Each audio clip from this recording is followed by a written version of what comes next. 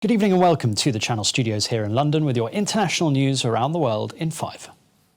The coronavirus may have been circulating through countries across the world much earlier than previously thought. Italian scientists say sewage water from 2 cities contaminated with coronavirus had traces in December, long before the country's first confirmed cases.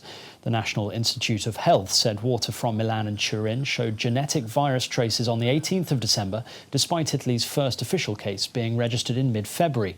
In Spain, a study found virus traces in wastewater collected in mid-January in Barcelona, some 40 days before the first local case was discovered.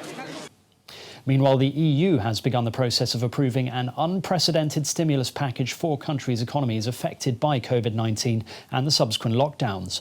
Under discussion is the EU's next budget of around €1.1 trillion for the years between 2021 and 27, and an attached recovery fund of a proposed €750 billion. The aid is to be dispersed mainly among worst-hit nations like Italy and Spain, but there are still disagreements about the final size and terms of the package.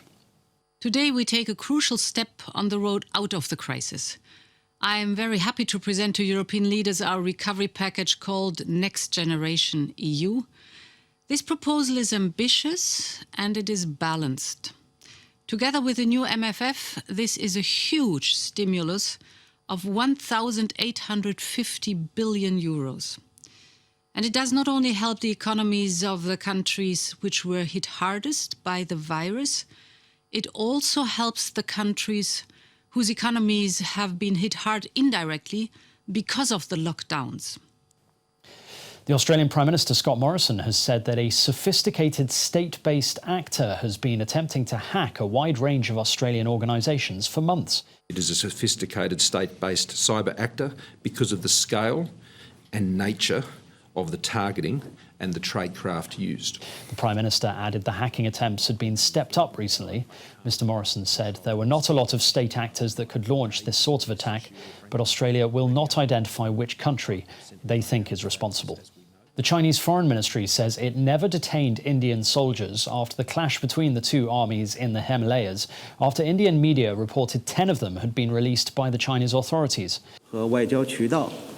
It comes after the two sides fought with nail-studded batons and hurled rocks at each other in the disputed Galwan Valley. It was the deadliest clash in 45 years, and at least 20 Indian soldiers lost their lives. The Chinese ministry also added that the right and wrong is very clear and the responsibility lies entirely with the Indian side. Facebook says it has taken down posts and ads run by the re-election campaign of the US President Donald Trump for violating its policy against organised hate. The ads show a red inverted triangle with text asking Facebook users to sign a petition against Antifa, a loosely organised anti-fascist movement. Meanwhile, Twitter has labelled a video tweeted by US President Donald Trump as having manipulated media for the first time. Clicking on the prominent warning that Twitter attached to the tweet brings users to a page where Twitter warns the president shared a version of the video which many journalists confirm was edited and doctored. Malawi will go to the polls on June the 23rd, a week earlier than initially ordered by the Constitutional Court. The court ruled on February the 3rd that a fresh presidential election would have to be held due to widespread systematic and grave irregularities in the previous vote, which saw the incumbent Peter Mutharika narrowly winning the election. The initial date for the new vote was July the 2nd, but the Parliament voted a resolution to anticipate the vote, preventing the government to amend the constitution before the new poll. The Colombian army has freed 2 foreign nationals who have been held hostage by FARC rebel dissidents. The 2 foreigners had been kidnapped by members of the revolutionary group in March, and they demanded $1 million for their release. The FARC demobilized under a 2016 peace deal with the government, becoming a legal political party, but several top commanders have rejected the accord and chosen either not to demobilize or to return to arms. And finally, Sri Lanka has opened its first underwater museum in the southern port city of Galle to encourage tourists to drive back in. The museum was built by the country's navy and is about 15 metres underwater within the port. The statues in the museum were made from discarded concrete and steel by navy personnel. One of the aims of the Underwater Museum project is to promote the regeneration of corals and fish breeding.